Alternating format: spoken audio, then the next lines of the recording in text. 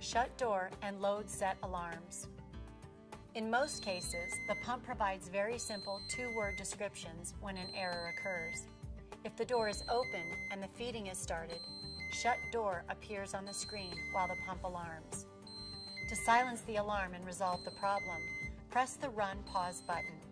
Shut the door and press Run Pause to restart the pump. If an administration set is not loaded, Load Set is displayed and the alarm sounds. To silence the alarm, press the Run Pause button.